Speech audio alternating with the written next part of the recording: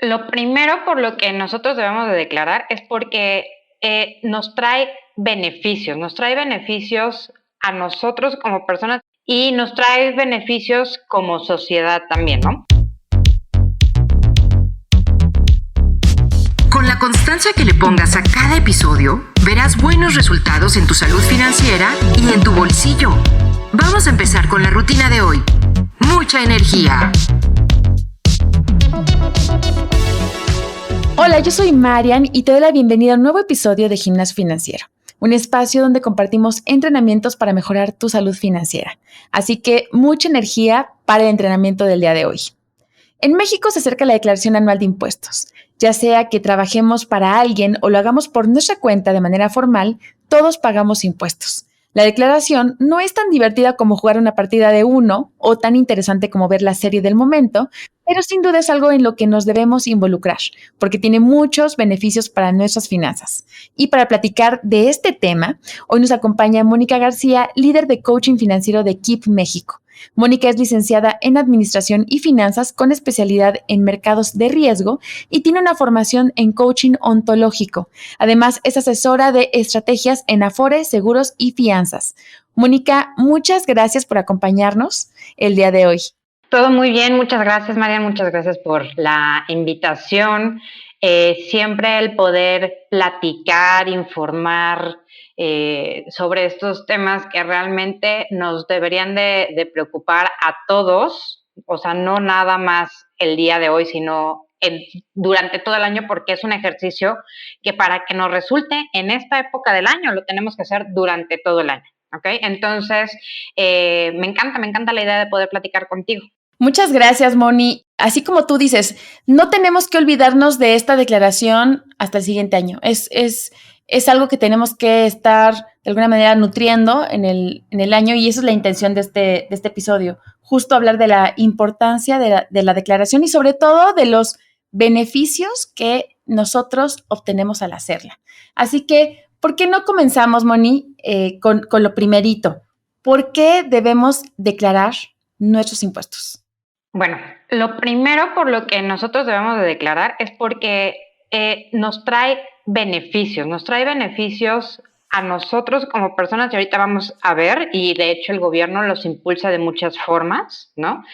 Y nos trae beneficios como sociedad también, ¿no? O sea, el poder hacer la declaración de impuestos, hay impuestos que son directos y hay impuestos que son indirectos que pagamos en muchas de nuestras compras, ¿no? Por ejemplo, como Claro. es el IVA.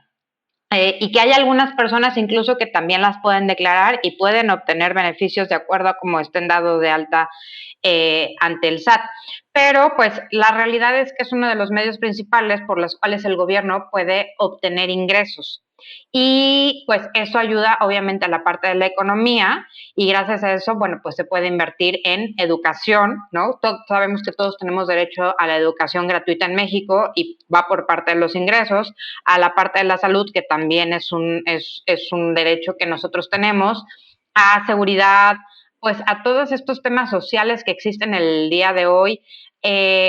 Por ejemplo, hay impuestos que nosotros pagamos para que nuestras calles estén bachadas, aunque no lo estén, ¿no? Pero, Sí, o claro. sea, no me quiero meter como en temas, pero en realidad los impuestos se utilizan para hacer todo ese tipo de cosas, para nosotros poder tener una mejor sociedad y que los sectores económicos, bueno, pues puedan funcionar de una mejor forma, ¿no? Y bueno, al no pagar estos impuestos, impide al gobierno que pueda llegar a ver o a destinar esos recursos para cubrir todas estas necesidades que nosotros tenemos como sociedad y que nos ayudan a nosotros también como individuos. Claro. Oye, y aquí, bueno, esa es la pregunta del millón, porque justamente uno sale de la carrera o comienzas a trabajar y pues te das cuenta de sopetón que tienes que hacer muchas cosas, ¿no? Entre ellas, que tu sueldo no es completo, ¿no? Que te llega una deducción directamente del sueldo, que tienes que hacer tus declaraciones. Entonces, bueno, ¿quiénes deben hacer la declaración de impuestos?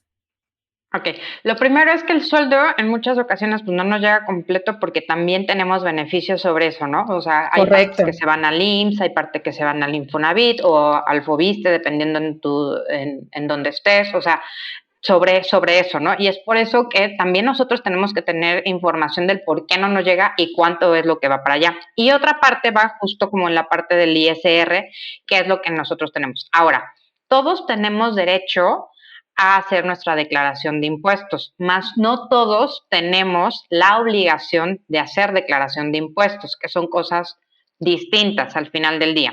¿Ok? Correcto. Entonces, por ejemplo, si tú eres asalariado, ¿qué es asalariado? O sea, tú trabajas en una empresa y te pagan tu sueldo, no sé, semanal, mensual o quincenal, y tú estás dado de alta así ante el SAT, pues tú eres asalariado, tal cual, ¿no? Y durante el año fiscal anterior, ojo, esto es importante, digo, o sea, nosotros no hacemos la declaración anual del año vigente, sino la declaración anual del año anterior, ¿listo? Sí. Entonces, si se obtuvieron ingresos únicamente por salarios y no se tiene como la obligación de hacer la declaración anual, tú estás exento porque el patrón es el que va a pagar impuestos. ¿Aquí a dónde vamos? Por ejemplo, un trabajador asalariado que paga ISR sobre los ingresos que se percibieron durante el año, casi todos los patrones o casi todas las empresas están obligados a retener impuestos mensualmente ante el SAT. No se hace solamente una vez. Para los trabajadores que tienen ingresos, por ejemplo, menores a 400,000 pesos anuales, ellos no están obligados a hacer las declaraciones anuales. Entonces, para las personas que tienen ingresos mayores a 400,000 pesos anuales, es decir, que ganan por encima de 30,000 pesos al mes, Ajá. el patrón podría calcular el reporte y colocarlo ante los impuestos. Ahora, tú le puedes decir al patrón que tú vas a presentar tu declaración anual para obtener los beneficios fiscales a los cuales tú puedes acceder por el derecho que tienes y solicitar así el envío de tus constancias de sueldos y salarios que vas a necesitar para poder realizar tu declaración de impuestos. Eso es una de las partes. Hay más, o sea, por ejemplo, si tú has tenido dos patrones, no importa si fue por despido o porque tú cambiaste de empresa, si eres freelance, o sea, hay diferentes situaciones por las cuales tú puedes realizar tu declaración de impuestos y los puedes rebasar. Ahora, si no has rebasado los 400,000 pesos y no estás en las otras partes, o sea, no, no tienes ingresos por honorarios adicionales o, por ejemplo, si tú rentas una casa también por arrendamientos, tú tienes la obligación de hacer tu declaración anual, ¿ok? O, por ejemplo, si tú tienes inversiones y esas inversiones te están generando más de 100,000 pesos mensuales, ¿no? Brutos, entonces también tienes la obligación de poderlo, de hacer tu declaración.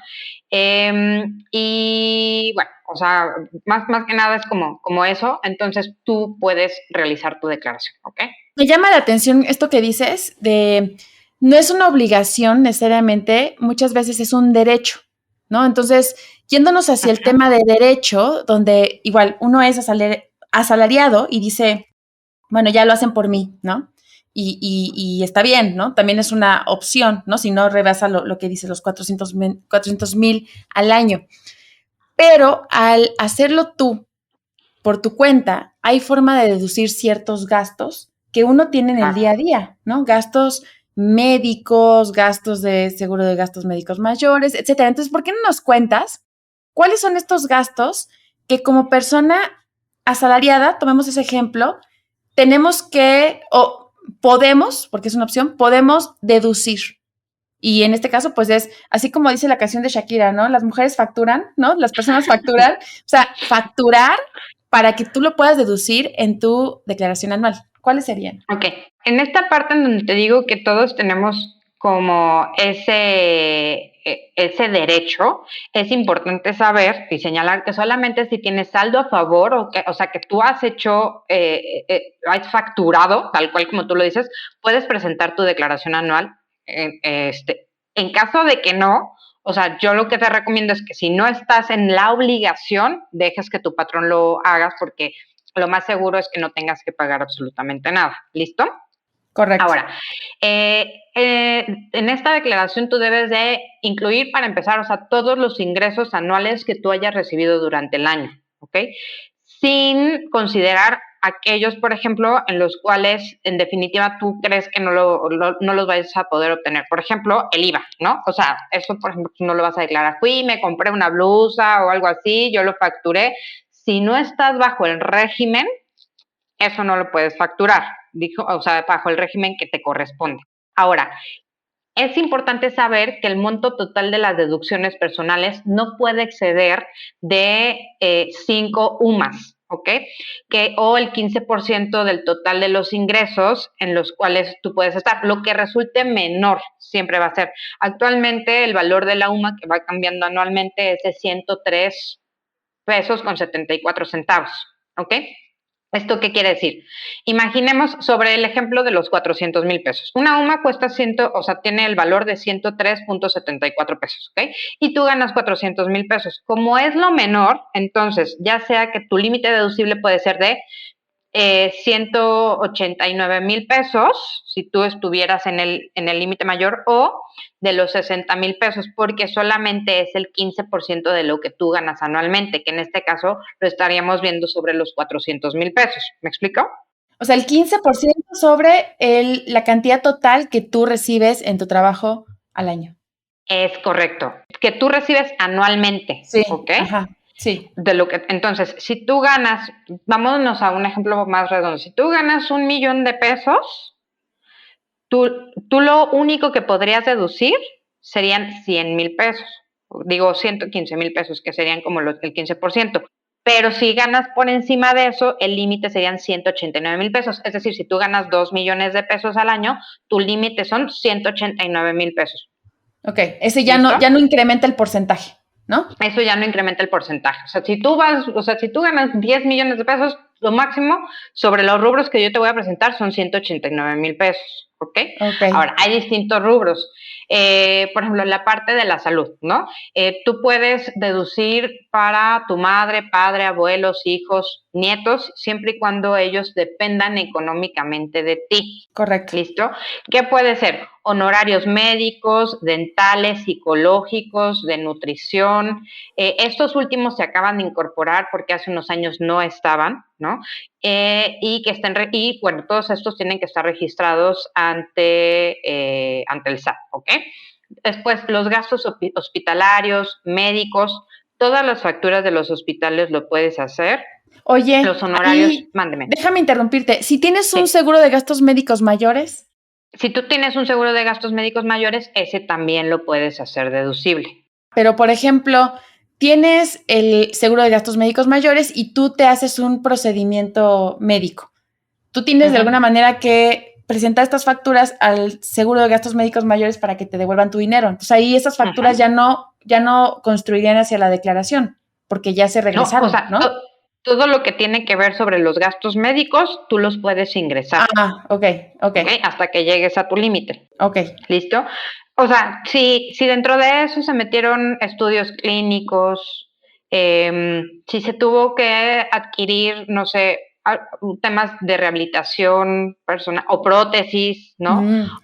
La adquisición de lentes, por ejemplo, graduados, también tú los puedes hacer. Y hay personas que no lo saben. O sea, te compras tus lentes, ¿no? Porque ya los necesitas y no pasa nada. No, o sea, tú esos también los puedes deducir. Claro. ¿No?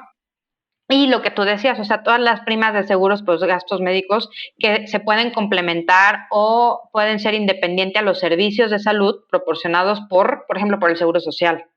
Eso es un adicional que tú puedes ingresar. Y también, bueno, tenemos otros como son los gastos funerarios. Estos son también por directos, que puede ser madre, padre, cónyuge, hijos, nietos, y tienen el límite de una UMA al año, es decir, 37,800 pesos. Y todos los intereses pagados, los intereses reales pagados por créditos hipotecarios, de verdad, esto no lo dejen de hacer. Todas las personas que están pagando, yo lo recomiendo año con año, es algo que yo hago. Hay muchas cosas que yo hago. Yo he utilizado los gastos médicos, desgraciadamente he utilizado los gastos funerarios, pero todo, o sea, los intereses reales por créditos hipotecarios, todos los que pagan, están adquiriendo una casa por este medio, utilícenlos, de verdad, o sea, y cada año te va a caer una lanita extra que aparte, o sea, si tú traes temas de enero porque diciembre te dejó muy mal, pues vas a recibir algo que no tenías ahí como pensado, ¿no? Claro. Y son muchas las personas en México que están adquiriendo una casa por medio de un crédito hipotecario y que no lo hacen deducible, ¿ok? Todos los donativos que son acumulables, ese es el 7%, nada más hay que checar que a donde tú los estás donando esté registrado. Eso también lo he aplicado. Una ONG registrada. Puede ser una ONG o puede ser, por ejemplo, hay muchas empresas que están registradas para poder recibir donativos, también lo pueden utilizar, nada más que estén dados de alta, eso es importante, ¿ok? Y bueno, que se encuentren las colegiaturas desde preescolar hasta la parte profesional, hasta el bachillerato incluso, por el equivalente de 24,500 pesos, ese es el máximo. Cada uno de los niveles, cada uno de los niveles tiene un máximo cual tú puedes deducir, ¿ok? Entonces, nada más checarlo, ¿no? O sea, y si tú tienes más de una persona a la cual se estaba colocando, ya sea hijo, ¿no? Por ejemplo, se va a colocar el más alto y ya sobre el otro se va a hacer un descuento. Es decir, por ejemplo, vamos a suponer que en primaria el máximo son 12,900 pesos y tú tienes 2 hijos, no va a ser por los 25,000 pesos, ¿ok? O por los 26,000, va a ser sino sobre el límite mayor y después se va a aplicar un descuento. El transporte escolar obligatorio, que muchas escuelas ya lo tienen habilitado también, tiene que ser obligatorio, no es como el que, yo contrato en la escuela porque la señora del transporte me lo lleve, ese no aplica, tiene que ser obligatorio por la escuela también. Y bueno, esos son, aparte de algunos otros incentivos que se tienen, que a lo mejor podemos platicar adicional para la parte del retiro, etcétera. Esos son bien, bien importantes, esos incentivos que se pueden llegar a tener también. Está buenísimo. Oye, y aquí, o sea, si queremos como consultar específicamente cuáles nos tocan por tipo de perfil que tengamos en el SAT, ¿dónde los podemos encontrar? Bueno, de acuerdo al régimen en el que tú estés dado de alta, yo lo que te recomiendo es que entres a la página del SAT, ahí viene, la verdad es que está bastante bien hecha y ahí lo puedes realizar. Bien importante, si tú pagas en efectivo, son muy poquitos lo que tú puedes deducir con facturas pagadas en efectivo, ¿ok? O lo haces por cheque, que ya casi, pues, nadie maneja chequera, ¿no? Por transferencia electrónica o por pago de tarjeta, ya sea de crédito o de débito, o incluso las tarjetas que hay de servicio que algunos bancos manejan. Es decir, casi llegas con el odontólogo y le dices, oye, ¿facturas? Sí, ok, buenísimo, te contrato. Si no me facturas, o sea, perdón, me voy con otro, ¿no? Porque suele pasar que, hacer. Exacto, que suele pasar que algunos servicios nos dicen, no, es que yo no facturo. ¿Cómo? Deben de facturar, entonces, te cobran extra. Que no debería de ser, que no debería de ser. No debería de ser, ¿eh? Eso no debería de ser. O sea, tú deberías de llegar con tu médico, odontólogo o con la persona de tu preferencia que te dé el servicio y, oye, me facturas sí, pero te cobro aparte, pues no. O sea, eso no tendría que suceder, ¿no? Porque entonces ahí hay un tema adicional. Sí, justo, ¿no? O sea, casi se convierte en una pregunta de, oye, ¿tienes este servicio? ¿Me facturas? Sí, te contrato, ¿no? Para que podamos sacarle el mayor provecho a esta deducción. Muy bien, Moni. Y para ir pasando a... Este tema es demasiado, pues tiene muchos vértices, ¿no? Tiene muchos puntos de interés. Te voy a preguntar, en este podcast tenemos varios emprendedores que trabajan de manera independiente, que son freelancers o que trabajan en otros países. Entonces, estas personas, ¿cómo tienen que declarar sus ingresos si trabajan como freelancers? Ok, ese es un tema aparte, ¿no? Pero es bien importante que las personas que trabajan como freelance conozcan qué es lo que tienen que hacer. O sea, lo primero y que es indispensable O sea, a menos de que tú ya digas, ya soy un súper bueno en esto o ya tengo mucho tiempo. O sea, yo les recomiendo, contraten un contador, aunque sea el primer año, para que les explique cómo llevar las facturas, cómo meterlas al SAT, cómo es que deben de llevar toda su contabilidad, porque ese es otro tema, porque aparte eso lo tienen que hacer mensual, ¿ok? Y es indispensable que tengan las constancias de los ingresos, las retenciones, todos los recibos de honorarios y facturas electrónicas de los gastos que van teniendo y sobre lo que van cobrando también, ¿ok?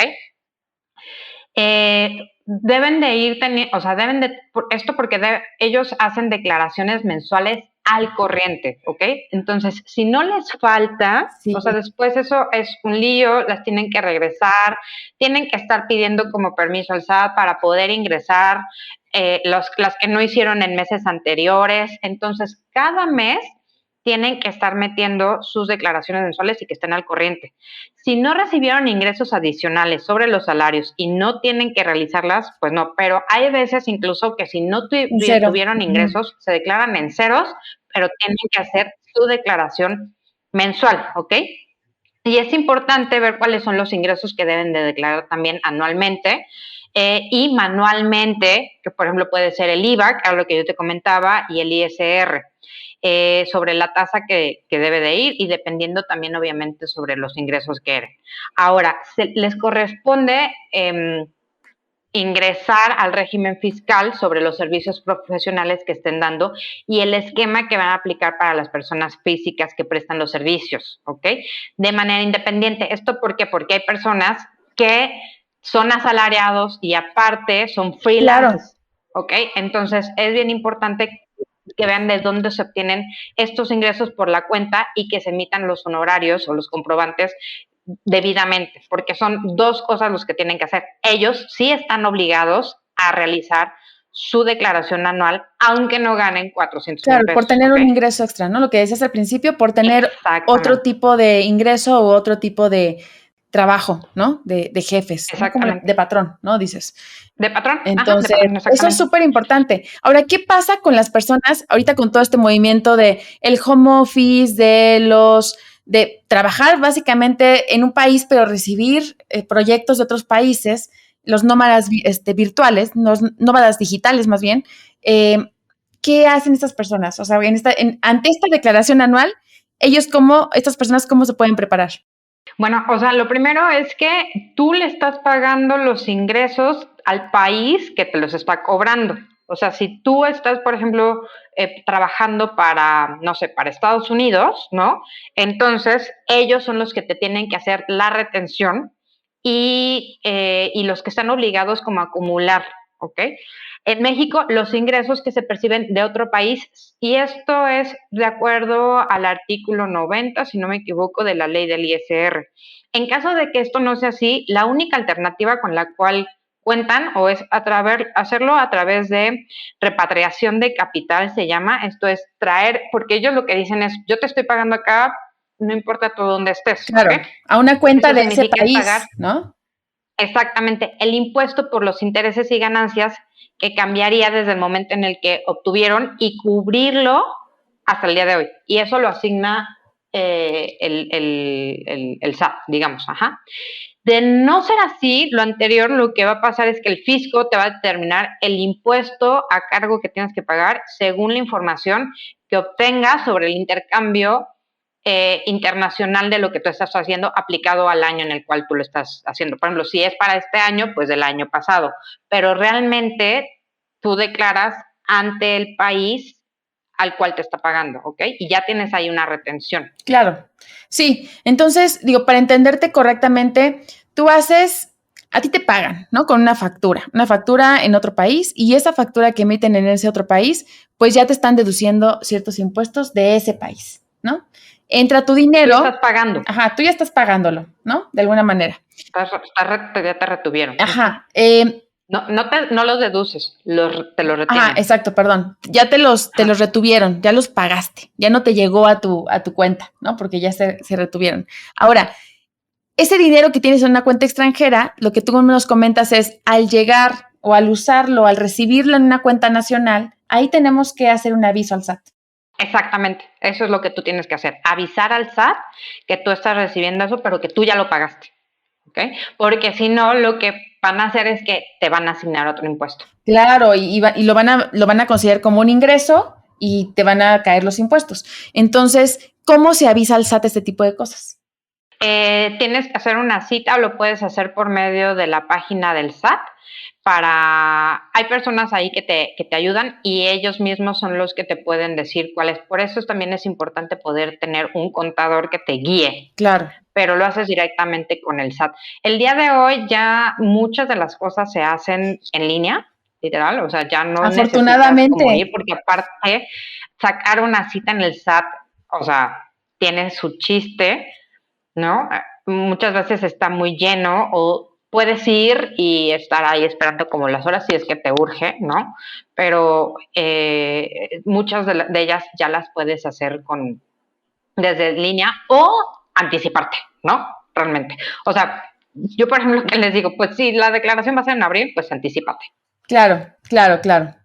Ok, siempre el tema de la prevención, ya se los hemos comentado en este programa, prevención, no andar a las carreras. Ahora, ya casi se nos acaba el programa, pero ¿cómo? Perdón, es que hablo mucho. No, es que el tema tiene mucho, y creo que para este tipo de contenidos es bien importante, pues sí, tenerlo como bien claro para hacerlo bien. Y a eso va mi siguiente pregunta.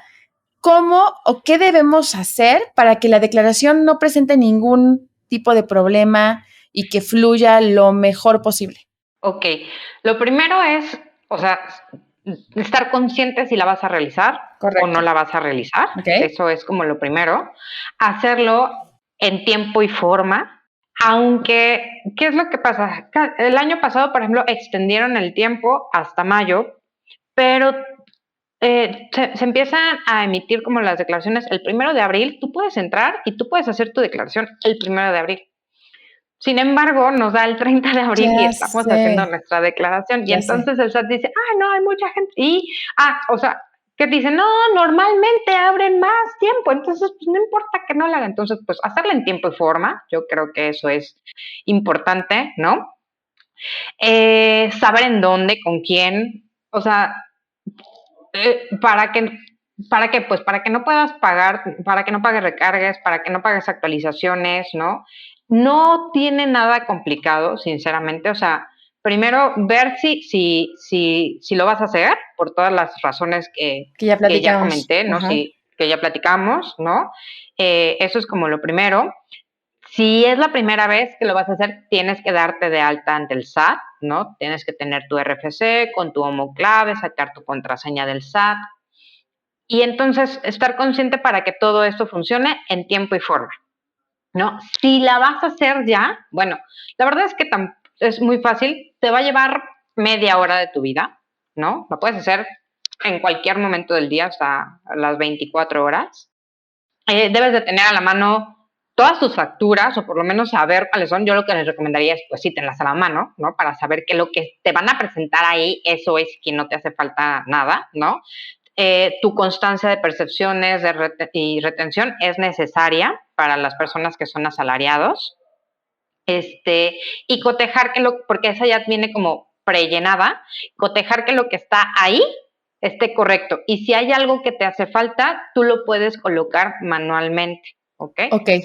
Y tener tu cuenta clave. Y ya, eso realmente es todo lo que tú necesitas. Ok. Y fíjate, te lo preguntaba porque yo ya llevo par de años que ha habido aclaraciones en mi declaración, justo, y que nos ha rebotado el problema un par de ocasiones. Y hay que empezar de cero otra vez. Entonces, pues aquí básicamente lo que tú nos comentas es, pues tener toda la mano al momento que lo haces, entender qué tienes que facturar y qué no, ¿no? Por respecto a cómo tú estás dado de alta o dada de alta en el SAT. Y pues nada, hacerlo en el mes de abril, no esperarnos al final, ¿no? Sí, así es. Y bueno, si hay algo que no está en orden dentro de lo que está allí, ahí hay un buzón en donde tú puedes entrar, puedes emitir en donde sí está bien, porque hay veces que, no sé, tú saliste de una empresa y entraste a otra y entonces todavía te están cobrando impuestos de la que tú saliste, pero ya pasaron años, ¿no? O sea, sí. Puede ser que no, y entonces yo emití una factura, pero la factura estaba mal y entonces el que me la creó no la metió, pero yo, o sea, ¿no? Puede haber N cantidad de cosas. Mientras lo hagas antes, la posibilidad de que te resulte bien es más alta. Buenísimo. Oye, para terminar, Moni, ¿qué pasa si no declaramos y teníamos la obligación de hacerlo? Bueno, te puedes hacer acreedor a multas, ¿no? Yo la verdad es que soy muy respetuosa del SAT, ¿no? Entonces puedes hacer acreedor a multas, a recargos, te pueden actualizar las obligaciones. Si no sabes si tienes adeudos fiscales, entra a la página del SAT, te las voy a dar, es sat.gov.mx, y ahí te vienen como la parte de los adeudos fiscales, con tu RFC, con tu contraseña lo puedes hacer, pero sobre todo es que a ellos no se les va a olvidar, ¿no? Y eso puede seguir creciendo y creciendo y creciendo, y después pues nos podemos hacer acreedores de algunas otras cosas que no quisiéramos. Exacto. Ok, entonces, bueno, ya lo saben, mejor pongámonos pilas, estamos en marzo, nos quedan 2 semanitas para ir de alguna manera ya organizando, ¿no, Moni? Los documentos, recopilando nuestras facturas que vamos a deducir o que pensamos meter en el trámite para cuando lo hagamos en línea, veamos que todas las facturas en sí están apareciendo en nuestro proceso y pues nada, no lo dejemos al final. Sí, eso es. Mi querida Moni, llegamos al final. ¿Algo más que nos quisieras agregar sobre este tema?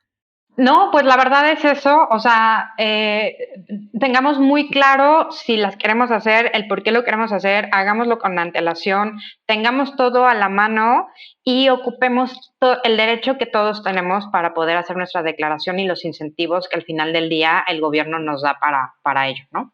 Para tener pues una sociedad mejor y nosotros estemos mejor. Sí, y ahora esos incentivos, esos beneficios o lo que nos regresa el SAT, pues siempre es un dinero que probablemente ya no lo habíamos visto en el año y siempre es bueno, una recomendación, pues ahorrarlo, invertirlo, meterlo a nuestro seguro de gastos médicos mayores o hacer algún tipo de gasto que justo siga nutriendo las finanzas. Así que con esto cerramos. Recuerda, muchas gracias, María. No, gracias, Moni, a ti por pasar por acá. Recuerda unirte a nuestra conversación a través de nuestro grupo de Facebook Gimnasio.financiero Podcast. Si te gustó la rutina de hoy, compártela para que alguien más aprenda sobre estos temas del SAT.